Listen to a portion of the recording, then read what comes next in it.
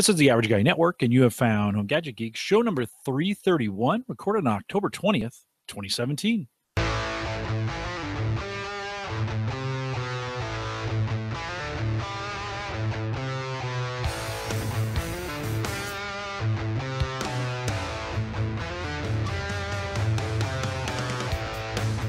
Here on Home Gadget Geeks, we cover all the favorite tech gadgets that find their way to your home. News reviews, product updates, and conversation, all for the average tech guy.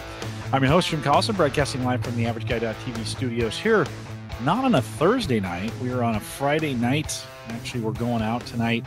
Was busy last Thursday, no live show. Had to pick up my daughter from college, and so skipped the live show. I'll tell you a little bit of what we're going to do here in just a few minutes. But, of course, we post a show with world-class show notes each week out at the AverageGuy.tv. You can also join us live most weeks when we're available. Of course, Thanksgiving is coming up here in the United States in about a month, so we always take that night off. But most Thursday nights, you can join us live.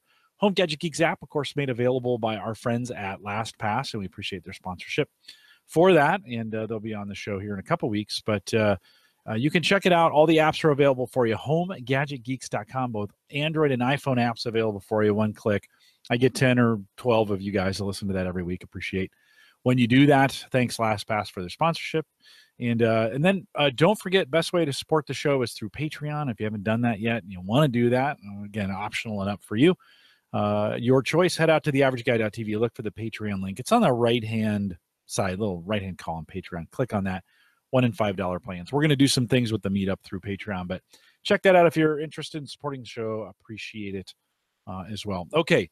I mentioned tonight, well, actually want to think about last week. We had, I had Mike Weger back on the program. Really good show. Got some really good feedback on it. If you haven't checked it out yet, you might want to go back and give that one a try. We talk about some topics, including Bitcoin and blockchain and some of those that brings things up to speed. As we speak today, it's just kind of crazy if you're keeping track of it. Even if you're not, Bitcoin, Mike sent me a note today and said, I think it's gone over 6,000, which is just ridiculous if you've been following the show for any length of time.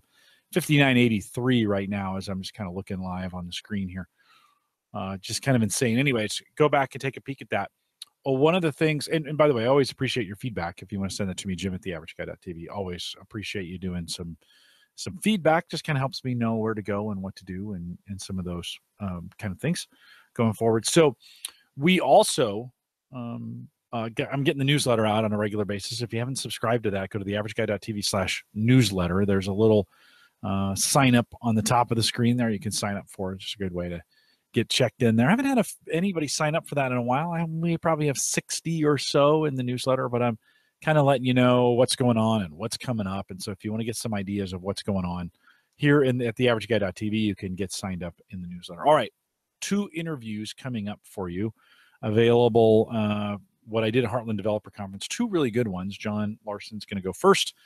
We'll get Shonna Dorsey up second. With John, we talked a little bit about some little gadget bots that he has, and I got a chance to mess around with those afterwards.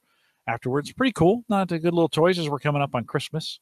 Maybe something to think about as you think about the toys you get the kids or even yourself for Christmas time. Shonna Dorsey, we catch up with her. She's been a good friend of the show. We catch up with her as her move to AIM, and we talk a little bit about what's going on here in Omaha, some of the work I've been doing as well, just some general stuff. So hopefully you'll enjoy that as well. Let's get started. Jim Collison, we're live from the Heartland Developer Conference 2017, day 2. It's Friday here with John Larsen. John's from AIM. John, welcome. Thank you. Good to have you. Tell us your role at AIM, John, just for those who don't know. I'm a systems engineer. I pretty much work on systems and servers. Recently, I've been attached to an education department to help out at the AIM Brain Exchange with the kids programs. Nice. And if you're watching this on YouTube, we actually have a whole page of these at siliconprairienews.com/live. John was instrumental in making sure all the code got out there. Mm-hmm. So those are available. So if you're catching this live on siliconprairienews.com/live, and I will definitely repurpose this at the AverageGuy.tv. Cool. As well as a Home Gadget Geeks something insert or something.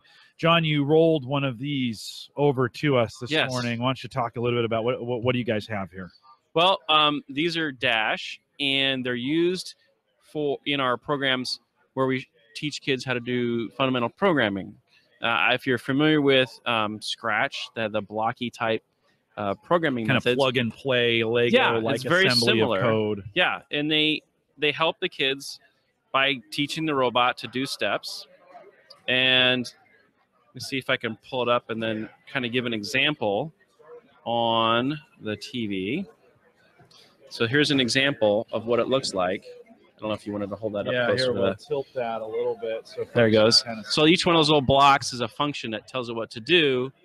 And there's even as much you can do: variables, functions, movement, sound, react to sound. So like if you clap your hand, they'll start the program up. So it's got a ton of sensors in it as we look at it. Some lights up front, IR down below. It's listening, so there must be some microphones. Yeah, you can see some little holes around here. Okay. There's a couple mics. Lights up front, lights on the side, lights on top, motorized on the bottom with wheels. It's freaking out because I just picked him up. Right? He's still going through his startup procedure. I can. A wheel that helps it turn on the back side. Pretty stable design. Now, if I set this down, is it going to take off on me? He shouldn't, but I'll hold on to him.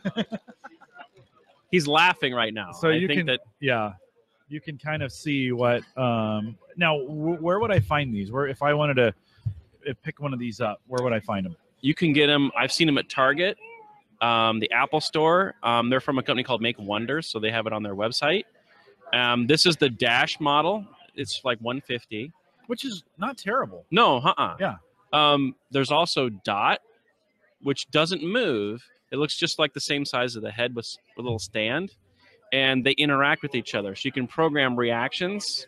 Say if you want to make your own little hide and seek, you can have Dash look for Dot. There's attachments that go on these various sides where these little punch downs are, and they do Lego attachments. There's a xylophone attachment. So there's a music component where you have to program the music into it. So the head kind of moves and clanks down on the xylophone. Nice. Yeah. Yeah. And so you guys are using them. Give me some ideas on how you're using them at the Brain Exchange. What are some ways that you're able to, use them for education? This past summer, we had some groups of kids who were in an ESL program. Some of them were only in the country for like 2 weeks or even a week.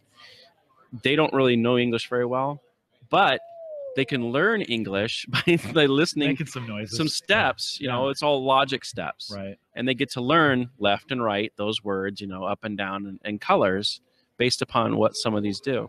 Yeah, very cool. And we were talking earlier, camera attachment would be interesting too, especially in a conference like this, maybe a GoPro or something attached to it, and you get this unique perspective, from the floor, in the crowd, whatever. He's kind of looking at your hands. I've noticed that it sometimes follows your hand around a little bit. So is there any kind of tracking then? Does it when I was playing with him over there, which I'd never really had a chance to do because it's always in a classroom setting, I had it following my hand a little bit, but I think there might be a little bit of light scattering around right now. Yeah. That's a little bit throwing things off. The infrared sensors have actually set off our projector screens. So the projector screen will go back up into the ceiling when they're using these. One of the most surprising things this summer is we had the kids in the group and they were working with them, and some get more advanced than others while they're working on it. One of the kids paired 3 of these up to one tablet and drove all 3 at the exact same time. So they were all turning in unison and moving around, kind of like a swarm. Yeah, a swarm effect. Now, I know you can do that with the Spheros. Right. But I didn't know you could do it with the Dash and Dot. Yeah.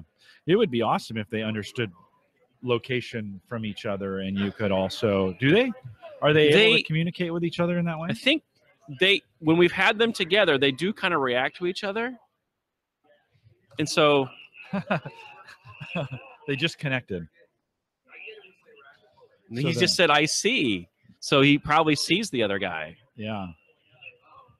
Is there on the app, is there any kind of dialogue so you know what they're saying? It's kind of hard to hear sometimes in this environment. Right. Do I get any feedback on the app on what they're saying? Not really. Okay. I mean, in the programming portion, you can tell it what words to say. Okay. And you can also record small snippets and upload them into the device and have them say that too. One of them at the booth we have is looking for Sarah Connor. It's one of the phrases that he says. looking for Sarah Connor. Yeah. Yeah. But normally I programmed them to say, welcome to HDC or come see me at the AIM Brain Exchange. Yeah.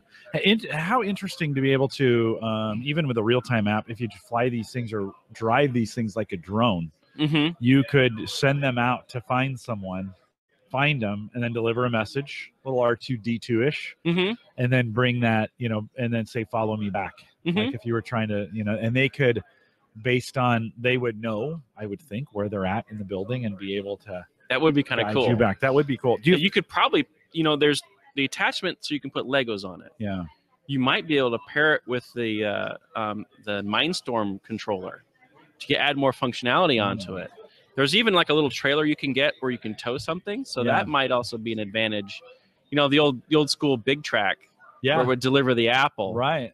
So you could do this is much more involved than the Big Track was. Yeah. But. On the programming side, on the development side, you said you've got students kind of working. Do you find that's a really easy development platform for them to get into? Do they figure it out pretty fast? For them, whenever we've had groups of students come in, they instantly say, when can we play with this? Right? So, well, we're doing some other things right now, but we'll get to those later in the year. It's the color and the shape draws the kids to them. Yeah. So not necessarily new. I asked you, how long have these been out? I was expecting you to say, oh, they just came out or this summer. But you said a year or so, maybe. I think more? It's a couple of years. Okay.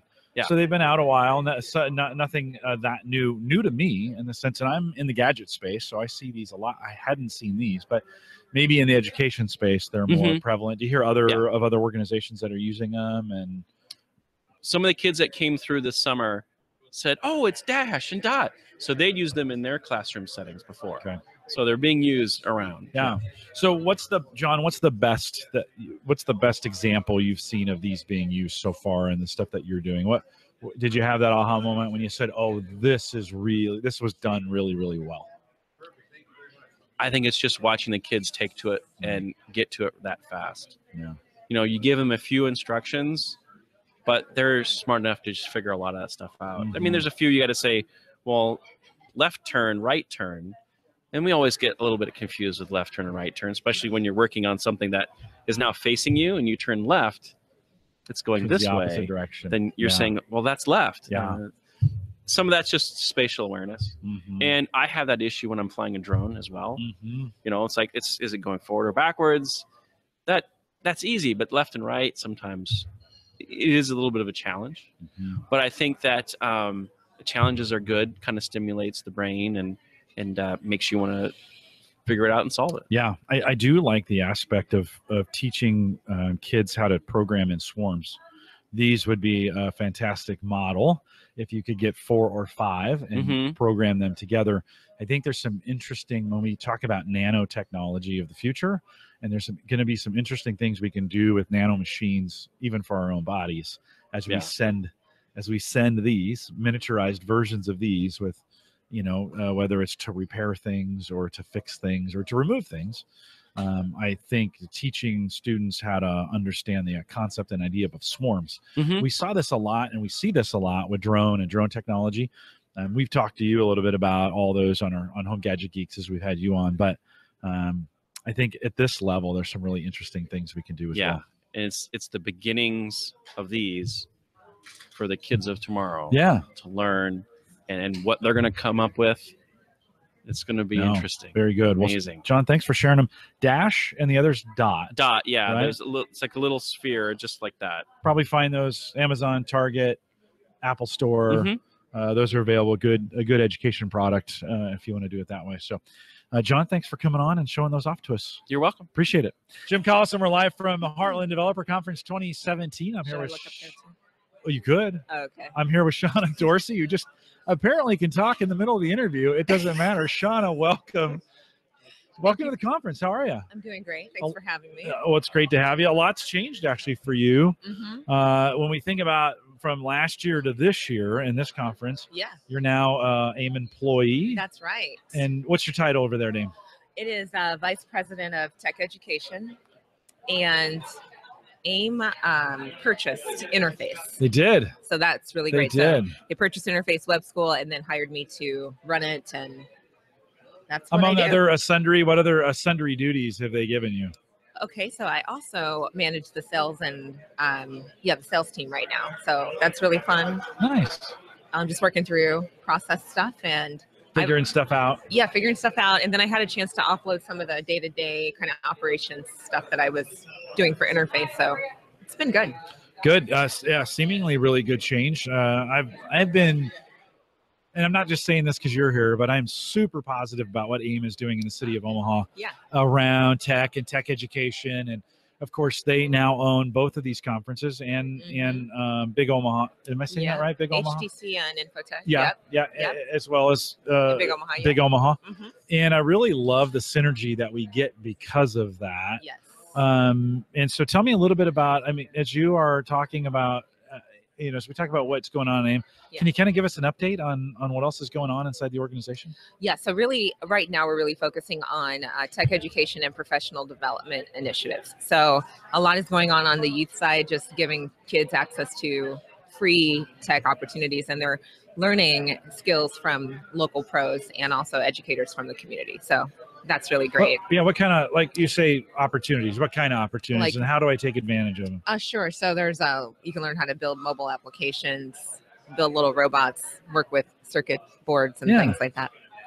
All of this info is on careerlink.com/brain exchange, and all of the upcoming workshops and registration info is out there. Yeah, Brain Exchange. Tell me a little bit about what this Brain Exchange has become. I watched you guys kind of build it. I haven't been out in a little while, but I see pictures all the time on Facebook. Yeah. Tell me about the Brain Exchange. Yep. So each day, for the most part now, we're hosting elementary school kids who come over from Liberty Elementary. So that school is serving a really under-resourced population, which it is what it is, but they can walk right over to Brain Exchange and take advantage of our video editing capabilities and the building coding classes, all that good stuff. So yeah, it's a 4,500 square foot building. It has 3 classroom areas and just great access to tech opportunities for kids. So it's great. And Interface is housed there too. So yeah. Tell me, how's Interface doing? How are they reaching people? So it's good now that we've got access to a marketing team and all of that, then we are able to expand our reach a bit. So we've also done a lot of partnering. So we have Don't Panic Labs as one of our partners. We've got great relationships through AIMS board with Blue Cross Blue Shield, First Data, Mutual of Omaha, Bellevue University, many others. So it's going well. Yeah, I was reading an article in New York Times or something. There's a few code schools that have closed recently, right? Having some struggle. Yeah. What's AIM going to do to make sure that Interface is able to continue to survive and maybe a little bit of a downturn in this education space? Yeah, I think the challenge is that it's the full-time model is really challenging for some people. So we just have never done that. Our approach has always been we know that you have to keep working.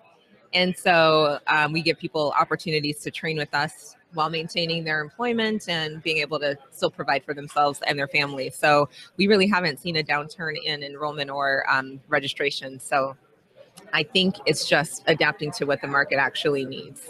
Yeah, it's a good idea to pay attention to the market, right? Yeah, just kind of see. So. It's a great model. We're just thinking about the career transitioning adult in many cases. That's really who I focus on, because I remember when I was first starting out in tech. So I went to UNO, great school, studied management information systems, but really kind of had a gap in the practical versus theoretical. And so when I went to work as I was a help desk intern and then worked on a business development team and did all this stuff at this commodities trading firm.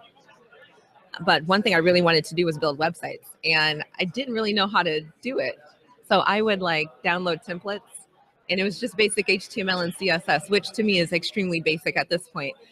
But back then that code confused me and I would miss a closing bracket and my code wouldn't work. And then I just throw the whole thing away, the project away, because I didn't know how to fix it.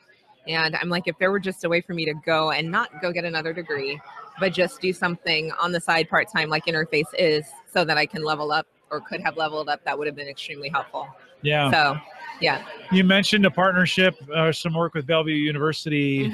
Certainly there's some things going on at Metro Community College as well. How's Interface different, or how does how does it play in that space with Metro Community College? Yeah, Metro Bellevue, all of them. I kind of see interface as a complement to those things. It's kind of like a certificate program that you would just kind of layer on to your other skill set. So we have students from Metro that go through interface because they're training in one area, but to get the amount of training, like we do about 100 contact hours on our 10-week web developer training course. To get that, it would take a couple of semesters or something. So they'll do it through us, but then still go to Metro to pursue the associates, which we don't offer. So I think it's a nice partnering pairing, if you will. Not partnering, pairing, coupling. Yeah. You know what I mean? Yeah. No, and from an employer standpoint, we look at all those different areas and continue to see where we can find those resources that fit what we need and are in the right spot and in the right place in life. And right. Yeah. And I even think too, if employers have employees who are interested in tech, that's a great option as well, because those employees don't have to quit to come train with us. That's a good point. You know? Yeah. And keep working with you. You know, they're a cultural fit at Gallup. It's hard to get in there. So if they're already in and then they go get a short-term certificate, then that could be a good pairing. A good way. How long's the program? And you say, so it's after work? It's after work, like 5:30 to 9:30, 2 nights a week. So we used to offer, when we first started, we were doing like 5 days a week, half days. Yeah. Then we went down to 3 days a week, 4-hour sessions. Now we're at 2 nights a week, 4-hour sessions each. So it is what's the word I'm looking for? Well, so the time is shortened in the way that you're doing it. And so did the duration extend a little bit? Okay. Yeah. So how long would I expect to be there? So we have like 3 different options. Well, 2, sorry. So the first is a foundations course, which is 10 weeks. And that one meets 8 hours a week. So 80 hours for that one. And then if you want to continue on, let's say you were interested in becoming a Java developer, then you would take an additional 14-week, 2-night-a-week class that would add another 100 and something hours. So it's about a 200-ish hour commitment. Okay. Could I even learn WordPress? You can. That's even an option? I've been toying with that a little bit. I'm kind of a WordPress hacker. Okay. I just kind of hack on the code. I kind of let it do it for me, but that's a good way to dig in. There's quite a bit of WordPress in the city of Omaha. Yeah, there is. No, that's pretty cool. Hey, so let's shift gears. Can we shift gears a little bit? Do we cover? I want to shift gears a little bit on the city of Omaha. You might be the most famous person, I think. Maybe besides Warren. He might have you right now. What are you excited about in the city of Omaha? I mean, what's really, you have access to a lot of the different groups. You're speaking all the time and all over the place. What are you excited about when you think about what's going on here in the city of Omaha? Okay. I think that we're evolving, which is really nice to see.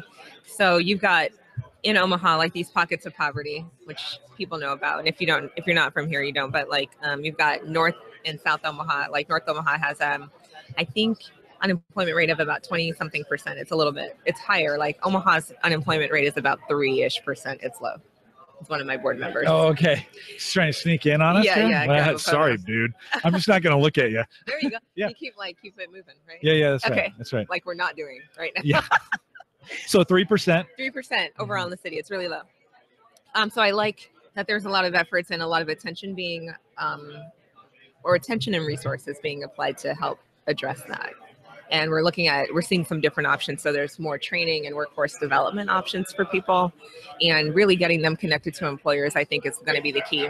But I just like that people are more open to these different ways of solving old problems. Are we moving the needle when we think about STEM awareness and STEM education? Yeah. Are we moving the needle, and not just among college males? Right.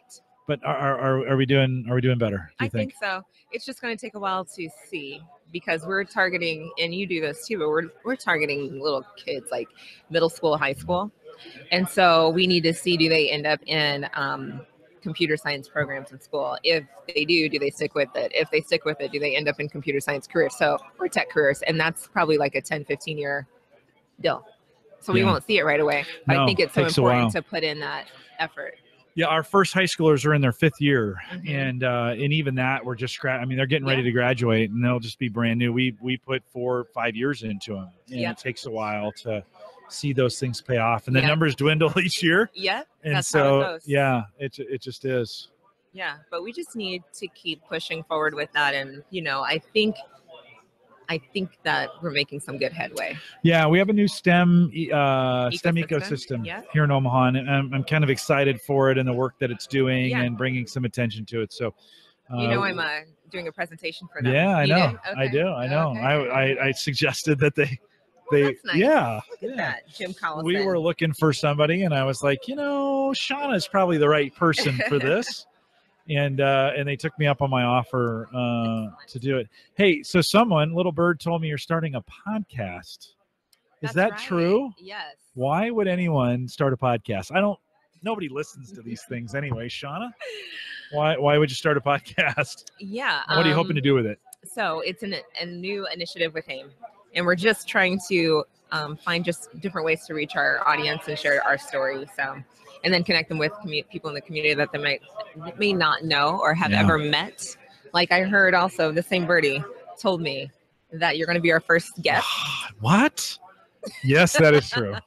I'm looking forward to it. Kicking off, way back in the day, we tried a Silicon Prairie News podcast, and we tried some things that it had marginal success. I think it was, it's one of those kinds of things you try. I love the angle on getting stories, like getting community stories out there. I think podcasting is a great way to get these stories out. I agree. And they can be shared easily and all Yeah. of that. And once you figure out this SEO thing that we've been talking about. Oh, I was talking earlier. I'm that would be cool. using dropping audio into Azure, Yes. Microsoft Azure, Mhm. to then get the transcripts back. I'm super excited. It's ready. It's like, and I need to get home and pull the files so I can look at it and kind of compare them. Cool. And unfortunately, I can't do it on my phone. It'd be a little crazy. But yeah, no, excited about a great way of sharing and getting the information out there and finding quotes and some of those things. Well, so it'd be exciting to kind of help you guys kind of launch and get, and I'm assuming it's going to be City of Omaha or Greater Metro, Omaha, Greater Omaha. Council Bluffs. We always forget our friends across the river That's right. Can't forget those guys. in They've Council got Bluffs. Google. We don't. They have a big Google. Have you been to the new data center over No, there? not yet. Me neither. I think it's secret. I'm not sure they let anybody in. Adam, we know Adam though. There you go. Where is Adam? Hater. His daughter interns for us. She's amazing. Really? And her name's Erin. No, I didn't know that. Yeah, I haven't seen him. Usually he is everywhere in here. Yeah. But we're jammed in here. There's a lot of vendors at the great. conference. Yeah. Is this because of you? No. Oh, you can't take credit for, you said sales. I thought maybe you were selling. I'm not like the salesperson. Oh, we have a team that but you're the kills lead. it. Yeah, but I'm just kind of organizing. I think that they're the ones doing they're getting it done. Yeah. Well, apparently it's a good conference. Do you know the numbers? About 800. Okay. Is up, down? Do you know? I will check. Okay. All right. Well, just kind of wondering. It's a great conference. Let me say the sessions that I have interviewed for so far, very technical. Yeah. And so it's kind of refreshing, to be honest. It sometimes in the past it's been more. Now I get infotech confused with this sometimes too, and that's more business integrations and some of those kinds of things. But this has been really, really, really, really technical. Good. So that's kind of exciting. All right. Yeah. So let's practice your podcast. Okay. So you have to ask me questions now. What do you want to know? What do you want to know about me, Shonna? Okay. Well, Jim, thanks for joining me today. It's good to be here. Thanks for having me. Jumping right into it. Yeah, I like it. Very nice. Oh, wow. I found my headphones. That's me. Did you drop them? I dropped those hours ago. I'm waiting. What's my first question? Were you stalling for the question? Is that kind of what you're doing? I just saw this. Okay. I was not prepared for this. Okay. But let's see. Yeah, let's see how good your interviewing skills are. Because a good interviewer is able to stall long enough with questions. Like when they don't know what's going on, you ask them questions, but you kind of lead into it a little bit. Right. And then eventually it comes. So let's practice a little bit. So we're All at right, here we go. So, Jim, what are your thoughts so far about HGC? You mentioned that there's some really technical talks. Like, has there been anything that really stuck out to you? Yeah. Well, I had 2 interviews in a row that talked about the .NET Core, which I had not. I was a .NET guy for a lot of years and managing it, and I hadn't really kept up with it. And it actually, Sam, who I just interviewed a few minutes ago, he was like, hey, you ought to look at the Visual Studio Code, new free application from Microsoft that our high school students could use. And we're continuing, our high school students use JavaScript. That's kind of the language we picked, we're most familiar with on Meteor, on a Meteor platform.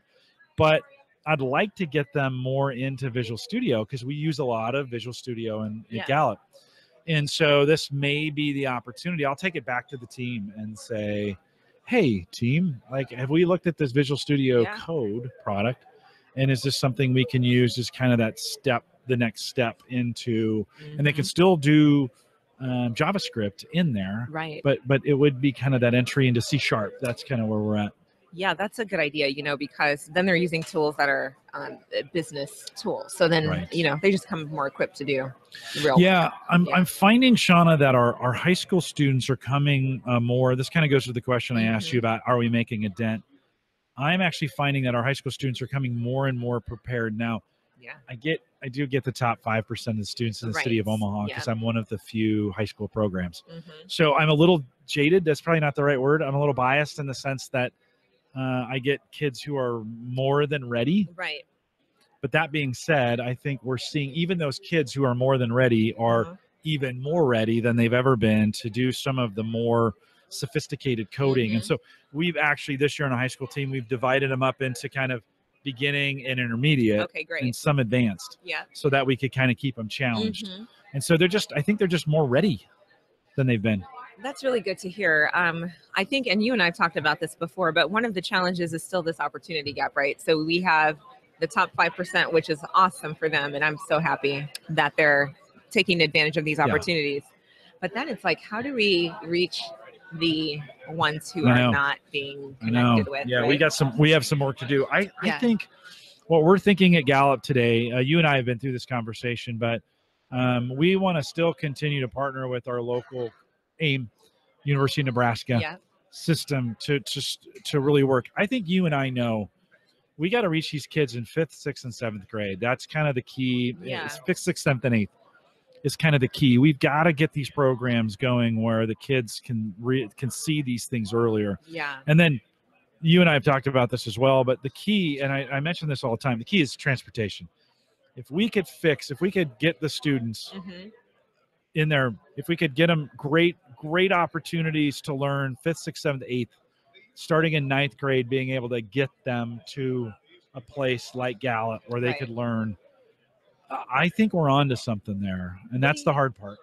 What do you think about, and okay, on my podcast, I'll wait till people are done with their question because I did not do that for you. I was like ready to jump in there. That's good. I'm good with it. What do you think about starting even earlier now? And I ask this because there have been groups of kids I worked with who are like 7 and 8 years old, and they're not as influenced by the different peer pressures that come along with, becoming a teenager, which seems to happen earlier and earlier. But the elementary school age, like about that third, fourth year, something like that. Yeah. Even though we know that kid is like 20 years out from like maybe being a computer programmer, but getting that interest early. It's a super good question. Not sure I have a super good answer. It's a little fuzzy for me. Like, we absolutely need to get them involved in some kind of code and some kind of development. And so what that looks like and how we do it, I'm not sure I'm ready yet. I haven't done enough work in that space. One of the things I do like about Omaha is we have tons of great organizations that are K-6. Right. And in the ecosystem, I'm looking forward to working with some of them to help kind of flesh that out. Because you're right. I think if we can build that confidence in or even earlier, we'd have a better chance at keeping them around. So I'm all for it. How to do it, how to do it is a whole nother that's true. It's a whole nother education piece. And I don't know the answer either. I'm just thinking that if there was like elementary and then there's some like pathway into a program like yours, which is still like 8-9 years away from when they're but you never know. That could be something. There's something there. There is something there. And you're right. If I don't get them by the time they're freshmen, they're gone. Forget it. Yeah. and so we got to back up that truck to about 5th grade. And there are some developmental questions that exist there, 5th, 6th, 7th, and 8th, that they need to be kind of ready to be able to do that. So I don't know. We got our work cut out for us. I mean, there is a lot there, and I get some amazing compliments for the program that we do at Gallup, and yet there's some amazing opportunities in groups that we haven't even scratched the surface on. So, I think that's a great thing, though. Yeah, opportunity. Yeah, well, it'll keep me occupied. Yeah, for the next. Well, as long as I'm alive, I'm hoping to kind of work on this problem until I physically can't anymore. I think there's a lot of headspace and timing in here that needs to be taken care of, and so pretty exciting. Well, I'm going to take the interview back over because our time is up. You did a great job. Thank you. Nice. So do you feel more ready now for your that podcast? felt really natural, and like it got really conversational, which I think is great. I know. I think I can't wait to be interviewed. Cool. This is going to be great. Is it going to be questions like that? I don't know. Okay. It's a surprise. Well, okay. Well, what's not a surprise is I have an interview at 3:00. So for those of you who are watching live with Shonna, a little update on AIM and some things that are going on in the city of Omaha. We appreciate you coming out and being a part of it. Shonna, is it okay if I just try to make this video go viral? Yeah. What are you going to do? I don't know. Okay. I don't think it's viral. I don't think it's viral material. Yeah, maybe if I get you you know how they make those videos where they kind of go back and forth. I find a moment and then I just make it repeat. Right. If I do that. Well, thanks for listening. We'll see you next time. All right. Well, thanks for making it through that all the way. Hey, I did want to tell you as well, I did an interview on Podcast Junkies. So if you haven't watched that, most of you probably haven't. But if you're interested at all in the backstory, my podcasting backstory, just some things about me. It was a fun interview that I did, 50 minutes in length or so. Most recent Podcast Junkies, head out there, podcastjunkies.com. It's kind of hard to miss if you want to do that. Harry Duran and his work over there, he does a nice job. He's a fun guy to talk to. And so if you're interested in catching up on that, do that as well. Want to thank Jellycomb also during the Home Server Show meetup, headed out to Indianapolis. They provided me and I'll leave the link to this in the show notes. We've been tweeting about this, but a really cool power adapter that's got USB Type-C on it. Regular kind of USB charge, quick charge for any of those devices that you have. And then it's got the new Qualcomm 2.0 quick charge for some of the Android devices that are out there. $16 on Amazon right now, and of course worked out pretty well. Really rugged, really durable, and it packs really, really well. And so I'll leave a link to that in the show notes as well. Just a couple of reminders about who's coming up. And again, you can subscribe to that to our email list and always kind of know what's going on. Addie Salcido is coming back next week. She'll be on the program. We're going to talk a little bit about what she's doing in her work. She's got some good gadgets and some interesting things we're going to talk about as well. Right after her, Amber Gott and LastPass been promising this. We just had a hard time getting that in, and so we think we're set now on the 2nd. And then on November 9th, Dave McCabe, Keith Lunsford, Mike Uyghur is back. We're going to be talking drones, so we got some good stuff coming up there. Got an open week for the 16th. We'll get that filled. Thanksgiving is the week after that, and so we're gone. Aaron Lawrence is back here December 7th. Aaron's going to come with a whole host of things as we start getting ready for Christmas. It will be here before we know it. Holy moly. I can't believe we're talking about Christmas. And I'm already feeling like 2018 is here. Also thinking about some shows first of the year, more roundtable, more getting you involved. You might think, hey, I've got something to say. I got a note this week from somebody who said, hey, I'd like to talk, some old tech. We've broached that subject here before. Let's go back into the archives and talk about, Atari, or talk about a Timex Sinclair 1000 or some of those kinds of things. If you're interested in doing that, if you've got some stories to tell, I'm interested in hearing from you. Jim@theaverageguy.tv. Maybe we'll try once a quarter or so, do an old school show, or we just go back and we talk about things that in the old days, whatever those just happen to be. For Kyle, a guy like Kyle Wilcox, today are the old days. He'll be talking about these days when he gets older. But if you got a story along those lines, we'd love to hear it. Jim@theaverageguy.tv. Don't forget, you can support us on Patreon if you want. The Patreon link's available. It is out there. I mentioned, send me an email, Jim@theaverageguy.tv. Track me down on Twitter. Lots of Twitter conversations going on out there. A lot of really good conversations going on. It's a great place to be. In fact, I got home and was checking Twitter just today. I got 10 tweets just during the day. So lots going on out there. Appreciate you pinging me on Twitter. So if you want to do it that way, that's a great way to do it. Don't forget the AverageGuy.tv platform, both media and web hosting provided by Maple Grove Partners. Get secure, reliable, high-speed hosting from people that you know and you trust. And yeah, we haven't had Christian on Cyber Frontiers in a while. We're going to get that one of those done. He's been pretty busy at Amazon, but more information, visit maplegrovepartners.com. Of course, you know Christian's behind Maple Grove Partners. And then don't forget, you can listen to us live on our mobile app, homegadgetgeeks.com. LastPass sponsors that. We appreciate all that they do for us as well. We're out here or out there most Thursdays. A couple Thursdays. Seems like towards the end of the year it gets a little bit more difficult. I have to look at Christmas too. Not sure when Christmas falls this year, so we'll have to look at it. But most Thursdays, 8 p.m. Central, 9 Eastern, out here at the AverageGuy.tv live. I know we've been talking about mining a lot lately. If you're interested, we started a section on it in the forums at Home Server Show. So if you go to homeservershow.com, create an account if you don't already have one. Towards the bottom of the forums, there's a cryptocurrency section that Dave has started. You might want to jump in there with us. A good way to to talk about it. That's kind of where I'm going and what I've been doing. We're also looking at Sia mining. That is blockchain based storage. We talked about storage or Storj. We talked about them earlier. I've kind of landed on Sia, and I had to restart my whole Sia experience. I made some mistakes early on. And so got that back up and running, and that seems to be working fairly well. And then I've been thinking about, just in the mining area, I've been thinking about some browser-based mining. There are some browser and browser applications. There's one called JSE. Those are the initials, JSE coin. And you can mine that right in the browser, and it actually doesn't take a ton of resources.